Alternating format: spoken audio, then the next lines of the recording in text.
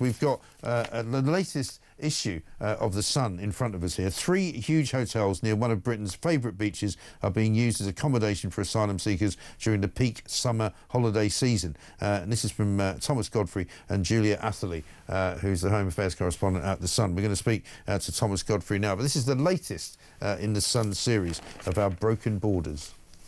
Britain's broken borders from The Sun. And as you might expect, of course, not only have The Sun done it on front page, they've got a 4-5 spread with a great headline that says, "Wish you weren't here." Pictures of Deliveroo-type bikes, people on delivering food around Bournemouth who are obviously working illegally from these hotels, the Britannia, the Roundhouse and the Chine Hotel. Let's talk now to Thomas Godfrey. Thomas, very good morning to you. Morning, Mike. Great story, this. Well done. Fantastic operation. 3 hotels. I mean, Bournemouth, what have they done to deserve this? Well, I mean, all those hotels, there's about 300 rooms between them, so around 500 to 600 asylum seekers in the town. But what is really striking about these hotels is that they are all in prime tourist locations, and you'd think that at the height of the summer, at the point where a million people a year come to Bournemouth, the tourism board say, at the absolute peak of the school holidays, you would expect those hotels to be brimming with tourists. Instead, they've been contracted by the Home Office to house people who have arrived in Britain illegally. Yes. And I mean, the amount of money that we're spending on these hotels obviously is off the scale. We know that it's millions and millions of pounds a day, billions of pounds a year. The government keeps saying we're going to move people out of these hotels, but there doesn't seem to be any sign that that's happening anywhere, including in Bournemouth. No, and actually we've seen in the last few weeks there have been more hotels opened. I mean, the one in Canary Wharf is the prime example of a new migrant hotel. That's the Britannia chain's flagship hotel, and 2 of the hotels down here in Bournemouth, where I am at the moment, and to declare an interest, it is where I'm from, so I'm slightly biased in favour of it. But 2 of the hotels down here are Britannia hotels in Bournemouth, and that chain has taken on so many asylum seekers. They seem willing to throw open their doors, and instead of leaving their fortunes to the market and to holidaymakers, who, by the way, still want to come down to Bournemouth, instead of capitalising on the prime business opportunity they have taken what a lot of people would say is the easy way out by leasing their hotel to the Home Office, who in the last couple of years at least have had an insatiable appetite for putting up asylum seekers in any hotel they can get their hands on, whatever the cost, seemingly. Well, that seems to be the case, and you're right. I mean, Bournemouth and that whole sort of coastline is such a great part of the world, such a great part of Britain. You've got a great grandmother, Susan Beecham, quoted in the piece from Cheltenham. She forked out £1,400 for a week's stay with her daughter at the Hampton by Hilton near the town centre, which is not cheap. And quite rightly, she's going, you know, what are we supposed to do? You know, we've paid good money to be here. These characters are just living high on the hog and getting everything provided for free. And it looks as though, from your piece as well, that many of them are working as delivery riders on these bikes for the food companies. That's absolutely correct. When we did our investigation at the end of June into illegal work from asylum hotels, one of the hotspots for it was Bournemouth. And yesterday, within about an hour of being outside one of these hotels, the Chine Hotel, which has had a number of protests actually in the last few weeks. Yeah. In an hour of being there was someone strapping a Just Eat bag to his back, climbing on a £1,000 e-bike, which is not cheap by any means. That's a hell of an investment, and going off to work, very blatantly using the hotel as a base. And the hotel has security guards who did absolutely nothing to stop him. Right.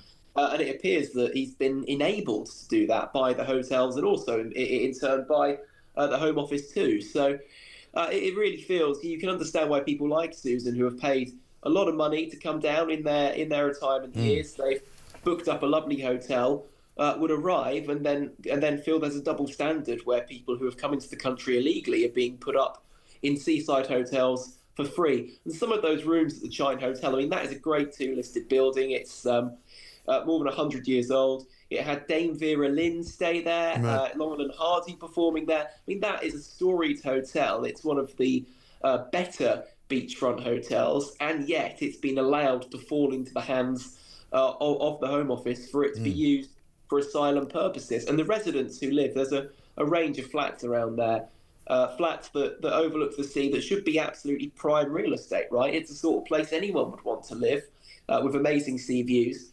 They say they can't sell those flats. They Yeah. can't sell those apartments. People turn up and ask for thousands of pounds off because it's adjacent to an Asylum hotel.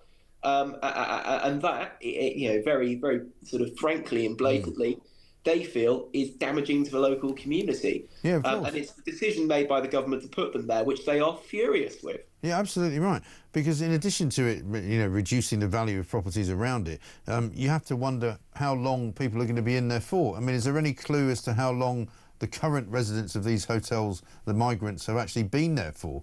Do they go in and sort of get moved out, or do they go in and just stay forever? Well, we know that migrants, when they arrive, can be put into a hotel within 24 hours, generally. They don't have any control over where that hotel is in the country. You could get Birmingham, you could get London, you could get Salisbury, you could get Bournemouth, as about 500 migrants have. That hotel has been operational for more than 18 months, so it was put there under the previous government, and the current government have taken no action so far in the year they've had to close it down. It really does feel for the people who live here, the people we spoke to, that it's becoming a major problem where there are 3 hotels, I have to stress this, within walking distance of each other. These are not across the town as you might get in other cities. These are all very condensed. Bournemouth Town Centre is not a massive place, it is walkable, but these 3 hotels, which you'd assume would be in their best business month of the year, are not simply not available, and it drives up the costs, frankly, for other tourists who do want to come down, to the point where people like Susan, who have worked hard all their life, have paid their taxes, have done things the right way, and want to enjoy their retirement, now feel that they're having to pay through their front teeth £200 a night for a hotel by the seaside for a summer holiday. Right. And we're being told by the government now that, they've got to grips with it. They've started to, detain people as they come into the country. They started yesterday, apparently. It doesn't appear to me that anything's really changed. I mean, they're taking people off boats and they're walking them through into a sort of a reception area where they're kind of supposedly fingerprinting them and getting their details and trying to work out who they are, and then detaining them, in their own words. But it doesn't look like they're doing anything different to what they were doing before. Well, it's the first day of a pilot scheme, but what I did find bizarre was the lack of transparency, frankly, about how many people they detain. People they say are being detained, but if we don't know how many are being detained, then how can we judge if it's going to be successful or not? Well, exactly. And this is the trouble. Reasoning that it would be useful to criminal gangs. I mean, personally, I don't see it. I think our readers can see through it. That line of reasoning. For the public to have confidence that this is going to work, for the public to get behind it and understand that, as Labour say, this might not be a waste, this might actually work. This agreement with France, the first time they've been helpful at all in facilitating the return of illegal migrants back across the Channel.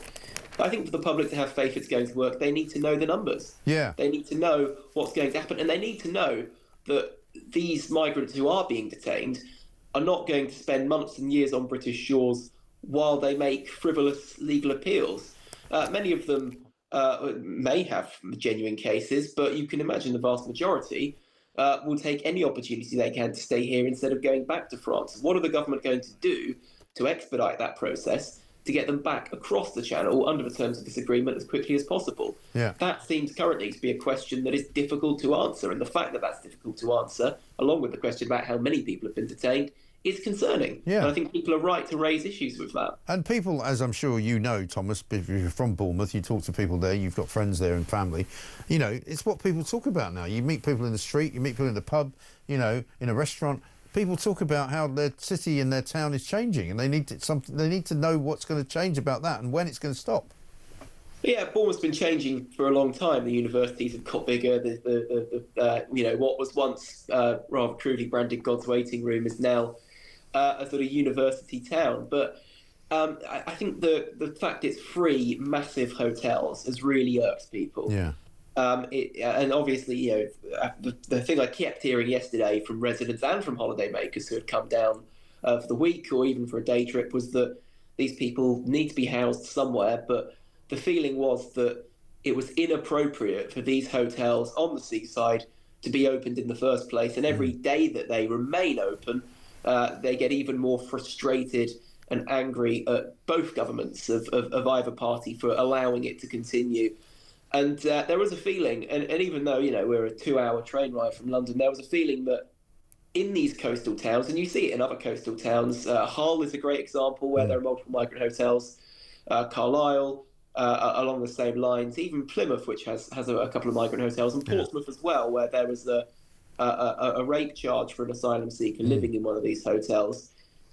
There is a feeling among these people who live in coastal towns that they're out of sight and therefore out of mind for the government, especially for the Labour government and also for the Conservative government that opened many of these hotels. And I suppose the government argument is they allowed it to balloon to the size that it is and remains. I mean, more than 200 hotels. How anyone can justify it is beyond me. I know. It's absolutely shocking. Thomas, great story. Thank you very much indeed for joining us, and enjoy the weekend in Bournemouth if you can. Don't go near the beach, obviously. Sun reporter Thomas Godfrey there, the great story on the front page of 3, count them, separate migrant hotels, Asylum Seasiders, in what is a beautiful part of the world, Bournemouth. Really lovely, but people say it's been blighted, it's been changed, you can't go to the beach anymore, it's not safe. Absolutely ridiculous.